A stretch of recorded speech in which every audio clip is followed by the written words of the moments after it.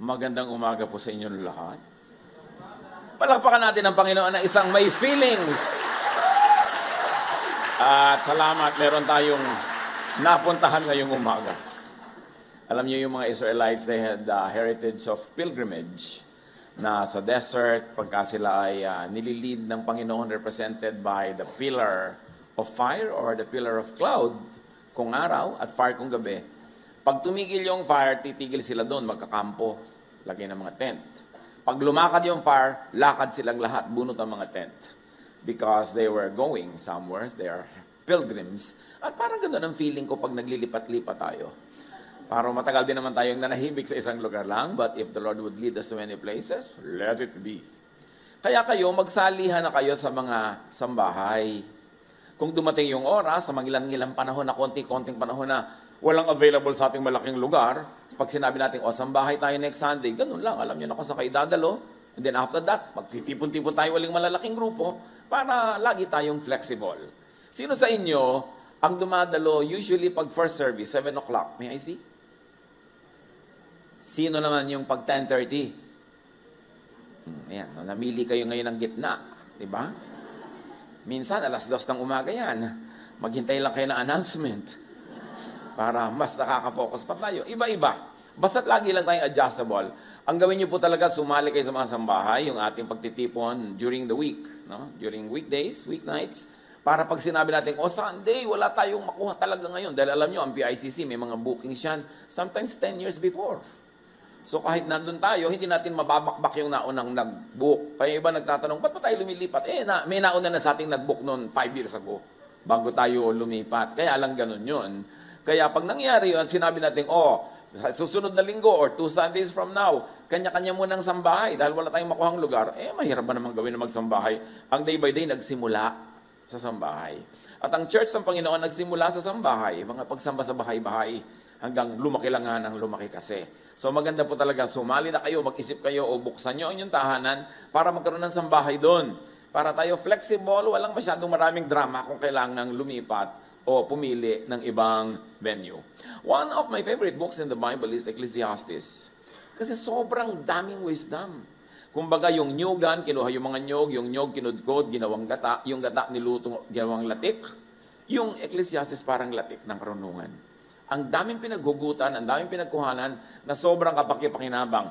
Kahit ulit-ulitin natin ang pagbasa, hindi nagiging ulit-ulit lang ang lesson kasi nagbabago ang ating isip, nagmamature tayo, we begin to see other things we never saw before. Ecclesiastes 3:1, there is a right time for everything, and everything on earth will happen at the right time. Sa tamang panahon. Weather lang ang lahat. Panginoon, salamat po dahil may panahon para sa lahat. At dahil dito, ang hinihiling namin ay karunungan na mabasa ang sinasabi ng panahon at ang magawa namin ang nakatakdang dapat gawin sa panahon na yon. Kayo po, Panginoon, ang mangaral, kayo ang magturo, give us peace, may you be our guide, our protector, and now our teacher. We seek you, Father, in the name of Jesus. Amen. Weather lang ang lahat. Sa pagbasa po natin ngayon ng Ecclesiastes, more than preach what it could mean in your life, I would like to ask you, think about what it means to you. Nandyan yung verses for all of us, pero kanya-kanya tayo ng reading. Anong kahulugan nito sa buhay ko? Ecclesiastes 2:1-2, sinabi ko sa aking sarili, at ito si King Solomon na pinakamarunong sa lahat, liban kay Jesus, ang nagsasalita. Halika, subukan mo kung ano ang kahulugan ng kaligayahan. Magpakasaya ka. Subalit ito man ay walang kabuluhan. Ang halakhak ay pinalagay kong kahangalan at ang kaligayahan ay walang kabuluhan. So ang unang itatanong mo, not good? Is it not good to be happy? Is it not good to seek fun? Pero introduction lang niya yun. Dramatic kasing magsalita itong si Solomon. Ibig sabihin, pag sinabi niyang walang kabuluhan, meaningless, vanity, it is not to be taken literally as 100% meaningless. Pero ang gusto lang niyang sabihin, napakalaki ng bayad para mo ito makuha, nagmumukha tuloy meaningless. Ecclesiastes 2:3, sa pagnanasa kong makamit ang karunungan, ipinasya kong magpakalasing sa alak. Sa loob-loob ko ito na ang pinakamainam na dapat gawin ng tao sa maikling panahong ilalagi niya sa mundong ito. Sa pag-iisip-isip ni Solomon, isang factor ang malinaw sa kanya. Maiksi ang buhay dito sa mundo. Compared doon sa kabilang buhay. Dapat hindi sayangin, hindi aksayahin ang naman sandali. Kasi Solomon ay sumubok ng maraming paraan para sulitin ang buhay. At isa sa kanyang sinubok, pagpapakarunong, at ngayon meron pa siyang sinubok, sabi niya, pagpapakalasing sa alak. In other words, he was looking at extremes. No? In his quest for meaning and purpose and happiness, sinubukan niya ang blood chemistry through the body, through and by the body. Sabi niyo, kung ako ba'y malasing, kung ako ba ay mawala ng masyadong mga inhibitions and control, what kinds of joys will I discover? At sinubukan din niya ang mental and intellectual route at avenue through and by the mind, by reason. Napakarami niyang pag-aaral, napakarami niyang pananaliksik. Tumatawag siya ng mga scholars from all over the world para ituro sa kanya yung alam niya. Kaya, sabi niya, saan kaya ang daan na maganda para mahanap ang kahulugan ng buhay at para sulitin ang buhay? So, sinubok niya magpakatalino at sinubok din niyang magpasarap sa pamamagitan ng alak. Ecclesiastes 2:4-8, nakagawa ako ng mga dakilang bagay. So may isa pa siyang dinaanan na paraan para maghanap ng kahulugan. Nakapagtayo ako ng malalaking bahay at ginawa kong ubasan ang paligid nito. Gumawa ako para sa aking sarili ng mga hardin at liwasan. Tinamnan ko ito ng lahat ng uri ng punong kahoy na mapapakinabangan ang bunga. Humukay ako ng mga balon na pagkukuhanan ng pandilig sa mga pananim na ito. Bumili ako ng mga aliping babae at lalaki. Mga alipin ko'y nagkaanak na sa aking tahanan. Ang kawan ko'y ubod ng dami, walang kasing dami kung ihahalin tulad sa kawan ng mga haring nauna sa akin. Nakaipon ako ng napakaraming pilak at ginto mula sa mga lupaing nasasakupan ko. So nakatatlo na nang sinusubok si Solomon ng paghahanap na kahulugan ng buhay. Paglalasing, pag-aaral, at ngayon, acquisition. Work, activity, being fruitful, productive. At sa pagpapatuloy niya, Ecclesiastes 2:8, marami akong mga awit na babae at lalaki. Marami akong asawa at pawang magaganda. Wala nang hahanapin pang isang lalaki, lalo na kung tungkol din lang sa babae. Nung araw ito, hindi na to ngayon. Iba na yung malinaw. Alam niyo yung morality nung mga panahon na yan, nag-iiba-iba rin sa Bible. Yung hindi ko mo, yun ang tama nung panahon ni Abraham, tama pa yun nung panahon ni Jesus. Kaya nung panahon ni Moses, ang mga makasalanan, babatoy mo hanggang mamatay. Nung panahon ni Jesus, kinancel na niya yan. Hindi na niya ipinabato. So, huwag niyong gayahin ito. Okay. Ang gusto lang nating makita, sinubukan din niya yung music, arts, entertainment, beauty, pleasure. Kaya niyang gawin kasi hari siya. At matalino siya. Marami namang hari. Kahit hari, ang sinubukan lang maglasing eh. Hindi sila nag-music, nag-arts, pero napaka-kumpletong pagkatao nitong si Solomon. Ecclesiastes 2:9-10, higit akong ginakila kaysa sino mang haring nauna sa akin. Taglay ko pa rin ang aking karunungan. Wala akong ginustong hindi ko nakuha. Ginawa ko ang lahat ng aking magustuhan. Nalulugod ako sa aking mga ginagawa. At iyon ang pinakagantimpala sa aking mga pinagpaguran. He tried everything. Naging great, naging sikat. Hindi naman lahat kasi ng king considered great eh. Pero siya, pati yun, sinubok niya. Kaya dapat tayong makinig sa kanya eh. Sabi niya, alam niyo, papunta pa lang kayo, pauwi na ako eh. Nakapagpabalik-balik na ako, so matutong na lang kayo sa karanasan ko to spare you from the mistakes I made in my life. Ecclesiastes 2:11, pagkatapos, inisip kong mabuti ang mga ginagawa ko at ang pagod na aking pinuhunan. Nakita ko ang lahat ay pawang walang kabuluhan. Tulad lang ito ng paghahabol sa hangin. So sa kabila ng mga nagawa niya and the extremes to which he went, sabi niya, there is nothing to gain. Ang totoo, nothing was added to life and nothing was added to the earth. Oo, bumili ako ng mga halaman. Alam niyo ang mga hari na marurunong, kahit mga pharaoh sa Egypt, nagpapakuha yan ng mga halaman sa ibang bansa, ini-import nila, tinatanim nila sa garden nila para yung mga bunga nun, pakinabangan nila. Marami silang ginagawang magaganda. Pero sabi niya, alam niyo yung halaman doon sa Lebanon, nilipat ko lang dito, o wala namang nabago sa planeta, lumipat lang yung halaman, pero nandito rin.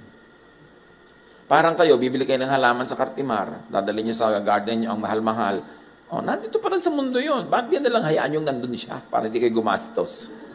Di ba? Yung ang dami-dami nating inilalagay, gusto nating maging atin, gano'n din naman ang ending. So, sabi niya, alam niyo, maraming walang kabuluhan. So, bili kayo ng bili, ito mag-transfer lang naman ng lugar. No? Bibili ka ng bahay bakasyonan, ikaw pa ngayon ang mag-maintain, hindi ka na lang mag-hotel. Total, pamisa-misa ka lang magbakasyon, ang nagpapasasa doon, yung bantay. Tapos yung bagyo, ba, tawag ka ng tawag, o nasira ba ang bubong, nasira ba ang ganito, ganon. Ikaw gasta ng gasta, gaano karaming araw na nandun ka a year? In other words, sabi niya, alam niyo, maraming ginagawa ang tao na walang kabuluhan. Pero kung gusto niyo talaga magkaroon ng bahay bakasyonan, bahala kayo. Pero ang point, mag-isip-isip kayo, ito ba talaga ang pinakamakahulugan sa buhay? Ecclesiastes 2:12-21, naisip ko ang wakas ng isang hari ay tulad din naman ng mga nauna sa kanya. So kahit greater siya than all the kings that sat before him on the throne, sabi niya, pare-pareho lang naman kaming mamamatay. Pare-pareho lang kami nang sasapitin. Tinimbang kong mabuti ang karunungan, ang kabaliwan, at kamangmangan. Napatunayan kong mas mabuti ang karunungan kaysa kamangmangan, tulad ng kabutihan ng liwanag kaysa kadiliman.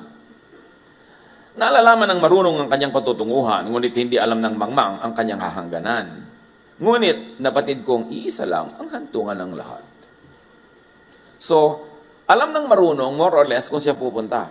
Yung mangmang, di niya alam. Pero sabi ni Solomon, pareho lang ng pupuntahan niyan. Napagod pa ako kaaaral.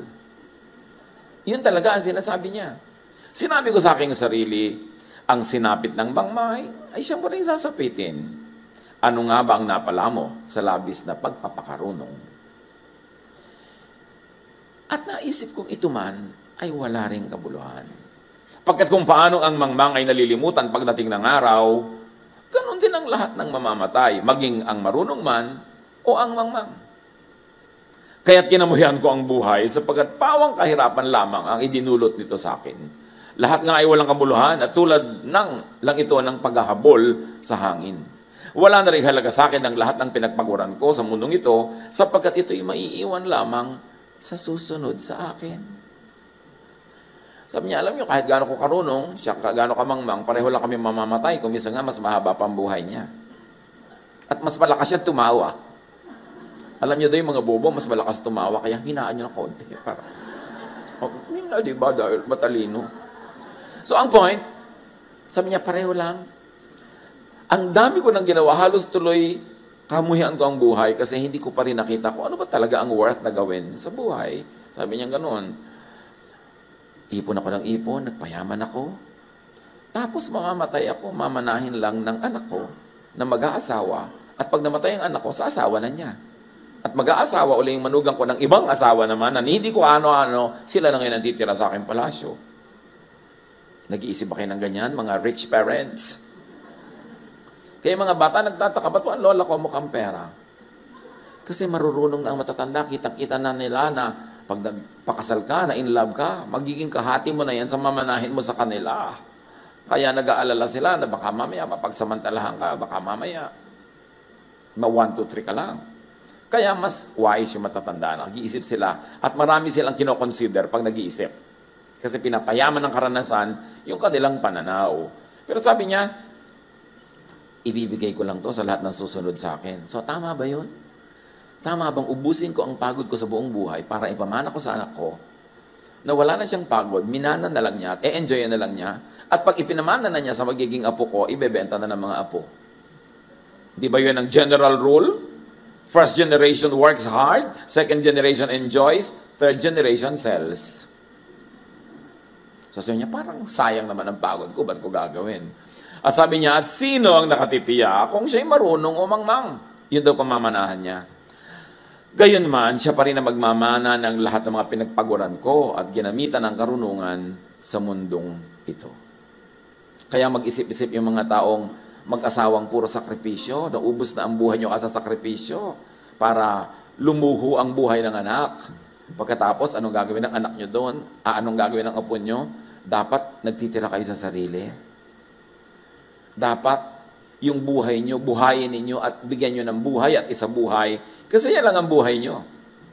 Kaya kailangan, bagamat, sabi nga ni Solomon, sinubukan ko lahat, nagpakatalino ako, nagpundar ako, nagtrabaho ako, pero dapat may balance. Kasi yung buhay mo, Yun lang ang buhay mo.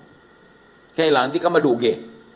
Kahit sino pa yung mahal mo at gano'n pa siya kamahal, pero ikaw, mahalin mo rin yung buhay mo, dapat hindi ka lugi. Maraming mga magulang na sobrang naghira para mapapaaral yung anak. At nung nakapag-aral at nakapag-asawa, nalimot na si magulang. Tapos si magulang magsisiman, huli na kasi may edad na sila, hindi na nila mauulit. Yun, dapat pala nagtabi ko kahit konti para sa sarili ko. Dapat pala nag-enjoy ako noon kahit paano. Hindi puro sakripisyo ang ginawa ko sa aking buhay.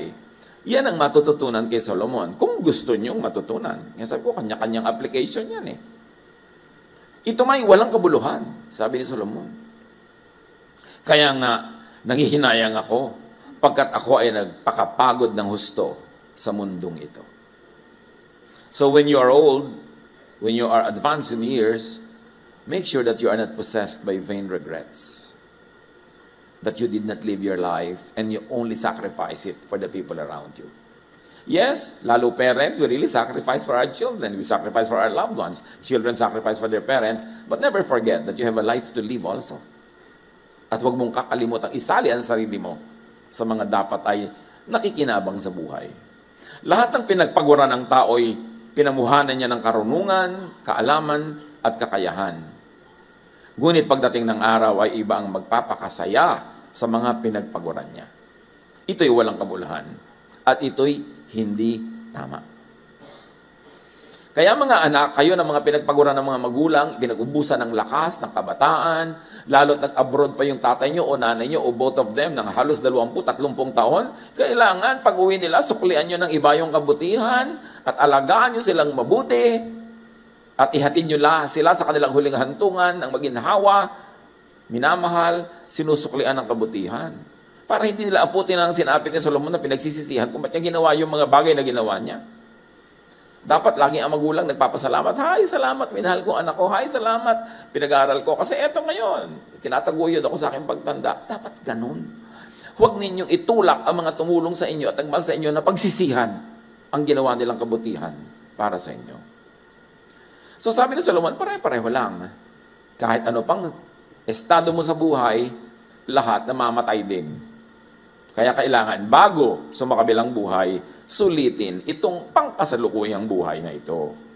Ecclesiastes 2:22-23, nakakapagod at nagpapakahirap ng husto sa mundong ito ang isang tao, ngunit para saan ba ang pagpapagod na ito? Ano mang gawin ng tao ay nagdudulot sa kanya ng balisa at hinanakit. May mga gabi pang hindi siya makatulog sa pag-iisip, ito man ay walang kabuluhan. So ano ang napapala for all the hard work? Sabi niya, dapat alam nyo kung hanggang saan lang ang hard work. At huwag niyong pudpurin, ubusin ang buhay nyo dahil lamang sa isang project. Dahil lang gusto niya na pagkalaki-laking bahay o gusto niya na ganon. Mamaya, hindi niyo na inabot ang buhay kayo bago nagkaroon.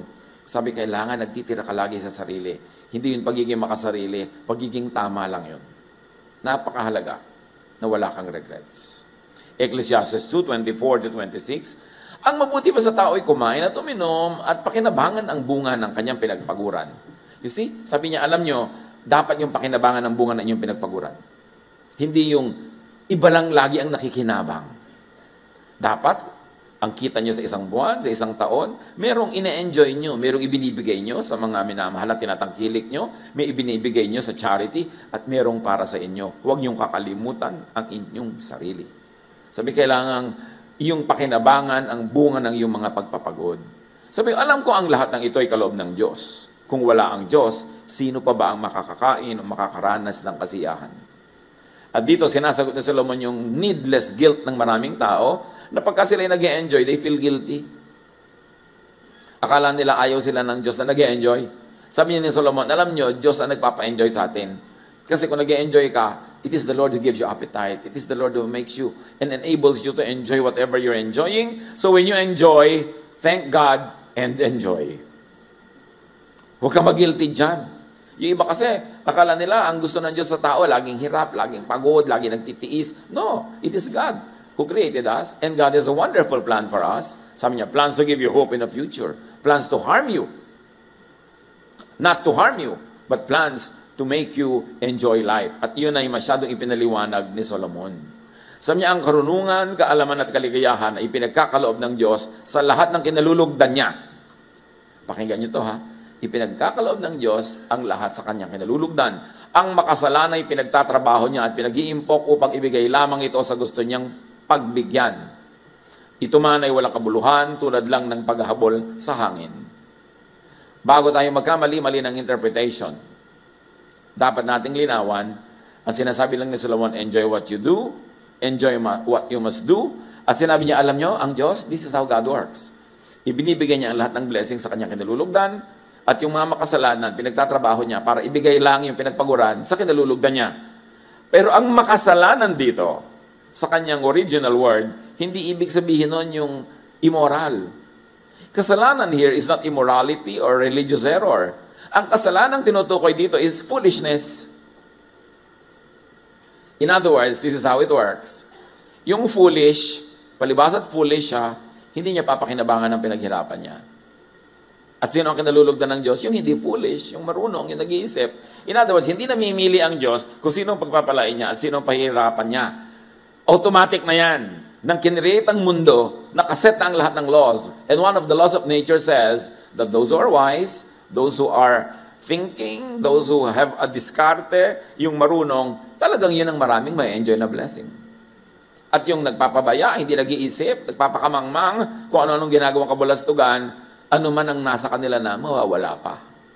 At hindi yung nagdidesisyon ng Diyos sa kunin yan para ibigay doon. It is the law of nature.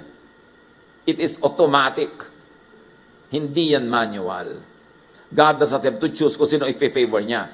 Ang ibig sabihin lang ng favor ng God, if you are living life the way God designed you to be lived, then you are walking in a favored avenue. Automatic yon. Hindi ka pipiliin ng Diyos. Ikaw ang pumipili doon kung saan ka maglalakad. So, stand in the path of blessings. Kung saan dumadaan yung batis, doon ka itanimang yung puno ang yung mga ugat para hindi ka matuyo. You are like a tree planted by streams of water. So you see, because the tree is in the right place, the tree will blossom and the tree will always be fruitful. God does not decide this tree will blossom. No, yung tree being there, following natural law na may source of water, will blossom.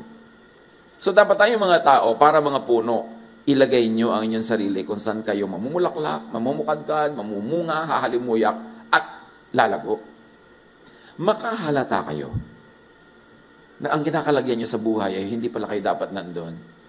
So, bakit po ako laging luoy? Bakit wala akong kabunga-bunga? Bakit nabobonsai po ako? Lahat ng mga katabi ko naglakihan na, bonsai pa ako. Siguro wala ka sa tamang lugar. Yung design sa'yo ng Diyos, cactus ka, tapos nandiyan ka sa tubigan, eto, malulusaw ka talaga. O kaya ikaw ay water lily, tapos nandiyan ka sa desert, di maluluoy ka. Ilagay mo ang sarili mo sa tama at nandun ang path of blessing. God does not decide to bless you or not to bless you. You position yourself correctly. So titingnan nyo mga kapatid, ano ba ang natural talent na ibinigay sa akin ng Diyos? Yung magbibilang ka lang ng 12, kukunin mo pa lahat ng daliri mo at daliri ng katabi mo, please lang, huwag kang maging accountant. Kasi hindi ka doon mabibless. Tingnan mo ang sarili mo. Ano ka? Ibagay mo sa ginagawa mo sa buhay at uunlad ka doon. Dapat nandun. Hindi yung gagayahin mo yung kapwa mo, iba naman siya, iba yung gift niya. Tumama ng lugar at magiging tama ang buhay. At sabi niya, alam nyo, ang lahat may panahon eh. Ecclesiastes 3:1-8. Ang lahat sa mundong ito ay may kanya-kanyang panahon. May kanya-kanyang oras.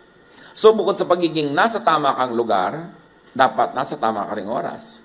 Yung kasalanan na pinag-uusapan natin kanina means not immorality, not religious mistake, but missing the point in life. Na-miss mo yung point. Na-miss mo kung sino ka, ano ka. Nasa maling lugar ka. So yun ang kasalanan doon.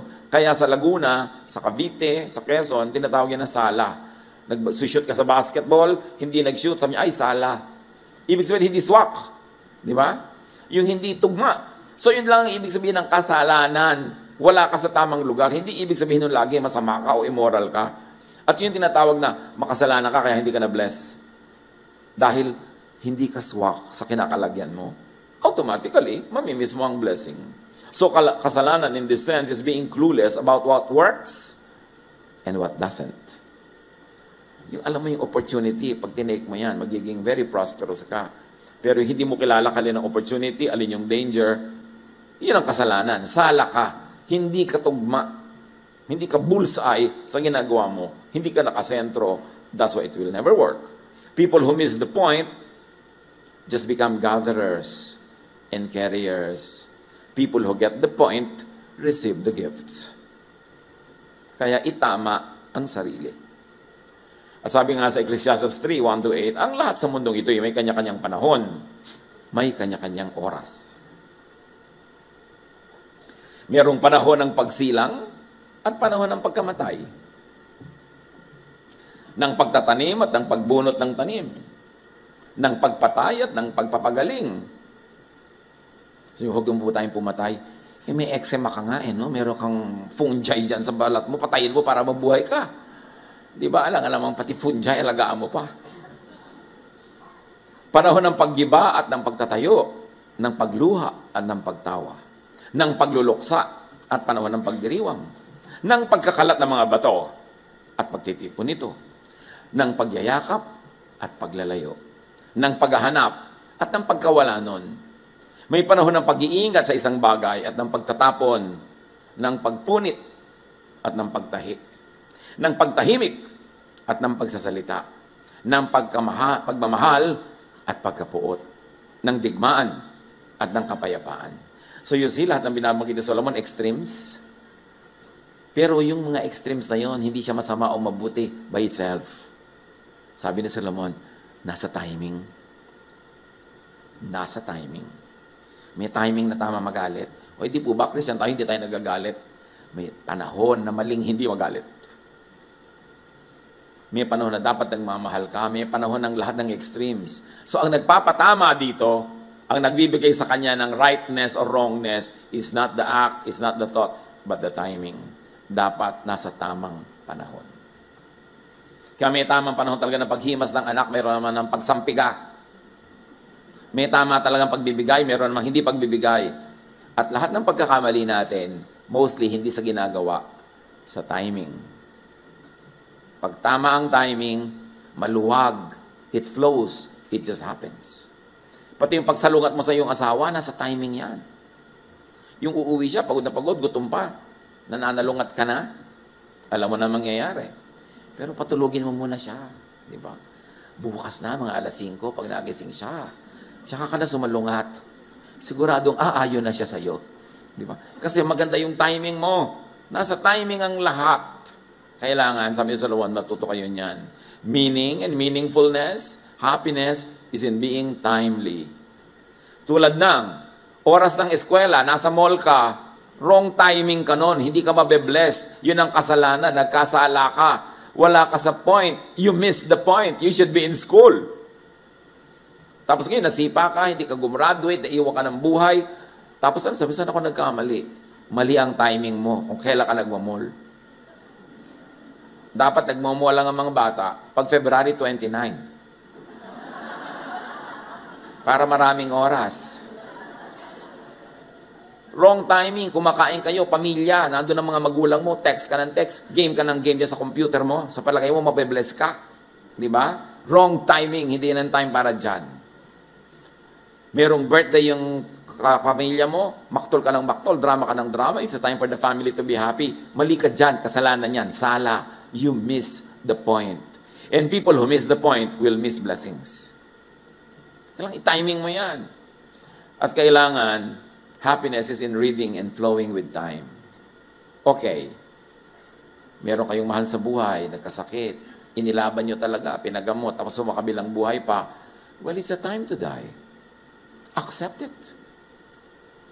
May time to live, may time to die, di ba? Sabi ni Solomon. Bakit na-accept mo lang yung time to live, nung time to die, ayaw mong tanggapin? Ngayon na ng buhay. Ano gusto mo, mabuhay ka ng 3,000 years? Matanda ka pa sa pyramids? Dapat tanggapin. May panahon na natalo ka sa isang labanan, talo ka, tanggapin mo yon. Lick your wounds and move on. May panahon na panalo ka, huwag ka magyabang dyan, enjoyin mo lang. Kasi may panahong talo ka rin. Lahat may panahon. At pag natuto tayong sumakay sa panahon, hindi tayo makikipagtunggali. We will never struggle with what's happening. Then we will flow. And then we will find life to be more comfortable, easier, and probably even more prosperous. Pag panahon ng trabaho, magtrabaho. Mag-a-apply ka ng trabaho para during the time, ninanakaw mga oras sa opisina, naglalaro ka sa computer, Facebook ka, kung ano-ano pinagagagawa mo dyan, wala ka sa panahon. Kasalanan yan. And you don't say immoral or bad, kundi sala ka. You miss the point. You should be at work and you should be working. Pag ang tao wala sa lugar at wala sa panahon, hindi siya mabe-bless. So analyzein natin mga kapatid, kailan ba ako nabe-bless? Para ulit-ulit nyo yung formula. Pag tama ang ginagawa sa tamang panahon. Ang kabuluhan, ang ganda, ang kaligayahan ng lahat ay nasa timing. Sabi ng chapter na ito, marami pa ibang chapters. Kanina, first service, I did chapter 1. Mamaya, iba naman. So, dapat yan binubuo nyo sa inyong isip. Kasi mahirap namang ituro lahat in one sitting. Pero kailangan binubuo natin unti-unti. So, gawin sa tamang panahon ang lahat. Even rightness, correctness, and appropriateness of extremes is determined by time, by the season, by the climate, by the weather. Yung mga nagtatanim ng palay sa mga probinsya, pag nagtanim na ang mga kapitbahay mo, magtanim ka na ngayon, huwag kang maging 1 week late or 2 weeks late. Why? Pag 2 weeks late ka sa tanim, 2 weeks late ka sa ani. Nag-ani na ang mga katabi mo, ikaw na lang natira, lahat ng daga pupunta sa'yo. Kaya dapat kasabay ka. Para hati-hati kayo sa daga. May matira sa'yo. Hindi pwedeng hindi ka nakasabay sa timing dahil yun ang sikreto. God-given nung pamang nilikha yung foundation of creation. Sumabay ka sa weather. Pastor, gusto ko po magpakasal, garden wedding. Kailan iha? June. Bagyo yung season yan. Ipag-pray nyo na lang po. Ayoko mag-pray. Nilikha ng Diyos ang bagyo. Magpe-pray akong pigilin ng bagyo dahil sa vanity mo. Pagka ganyan ang gusto mo iha, ipagawa mong trahe, kapote, ha? Ang shoes mo, bota. Para tuloy ang kasal, ano man ang weather. Ipagpipilitan mo maging June bride. Sa Amerika, uso kasi spring yun. Dito, bagyo yun. At meron ganyan. Kasala na. Ayaw pa niyang ipasok sa loob yung wedding. Yung ceremony. May garden, may hall. The day before, tikatik ang ulan. Alam niyo, ulan na tikatik. Alam niyo, maghapon yun, yung konti-konti lang. Mabuti yung buhos natatapos agad dyan Yung tikatik na ulan, maghapon yan. Tikatik. Kasal na niya bukas. Nagpatawag sa church, nagpapa-prayer and fasting. Magfa-fast kami dahil sa kasal mo? Ano ka? Tag-ulan talaga. Saka wala magfa-fast. Hayaan niyo yan. Tapos, i-suggest nyo, ilipat na natin sa loob yung seremonya kasi ang daming dekorasyon. We need a lot of time. Huwag daw ipagpe-pray pa hanggang bukas. Umaga, ulan. Hindi na tikatik, lumakas lalo. Hapon, ayaw pa niyang i-move. 1 hour before nagpa-move. Di ang pangit ng hall kasi dali-dali. Ipinagpilitan kasi. Meron naman, ipinagpilitan talaga sa garden. Inabutan na kami ng ulan. Yung mensahe ko, dapat mga 15-20 minutes, ginawa ko 2. Dahil nababasa na ako ng wala na ganyan, umahangin na. Ang laki-laki ng belo niya, parang layag ng binta. Tabing dagat Can you imagine, magpapakasal ka sa tabing dagat, sa tag-ulan, wala ka sa panahon. Kahit anong dasal ang gawin natin lahat, hindi tayo mabe-bless niyan. So ilagay mo sa tamang oras, sa tamang lugar, para ka mabless. Kasi may automatic blessing yon. Hindi lang sa kasal, sa lahat ng bagay. O bata pa kayo, wala pa kayong asawa, huwag mo lang kayo magbuntis mga iha. Maling panahon. Kahit anong gawin nyo, lahat ng nagmamahal sa inyo, madadamay din dyan. Itama. Magbasa, makiramdam. Umayon, makibagay, makidaloy sa panahon. Sa itinakda, sa hinihingi ng panahon. May mga pamilya, kung minsan sumasayad kayo financially, panahon yan para magtipid. Panahon yan para mag-adjust kayo lahat. Magtulong-tulong kayo, kayo magreklamo sa nakasanayan yung ginhawa. Panahon ngayon ng taghirap. Mahirap bang makita yon? Adjust. Panahon naman na meron, di mag-enjoy kayo. Adjust. Etong tanong, ang laki po ng problema ko, sinusubok ko na lahat para ma-solve, hindi ko po malaman kung paano sa-solven. Pag wala kang alam, pag wala kang magawa, pag walang tama na choice, pag walang tugma, dapat huwag kang gumawa, maghintay ka. Wait. Sa tamang panahon, mangyayari ang tamang mangyari. When the solution is not clear, don't solve it. Just wait upon the Lord. Wait and see that the Lord is good. Do other things. Get productive in many other ways, but don't try to solve something na wala pang clear na solution. Dahil ang solution, lalabas yan sa tamang panahon. Bakit? Because God is God of balance. Pag may problema, may solusyon. Ang problema ko po, Pastor, walang solusyon. Hindi problema yan. Wala pala solusyon. Ba't mo pa na problema? Tanggapin mo na lang, live with it. Kasi pag may problema, may solusyon dapat. Pag walang solusyon, huwag mong problemahin. Tanggapin mo na lang para tahimik ang buhay mo. And remember, wait for the right time. Kailan po yun? Magpaparamdam yun sa'yo. Malalaman mo pag tama na ang panahon, huwag mong unahan ang panahon. Dapat lahat nasa tamang panahon. Panginoon, turuan niyo po kami na i-apply ang mga principles na ito ni Solomon. Binless mo ng iba yung wisdom na ngayon ay kami nakikisalo. Turuan mo po kami how to deal with these issues in our lives and how to learn from the use of proper time, timing, and placement.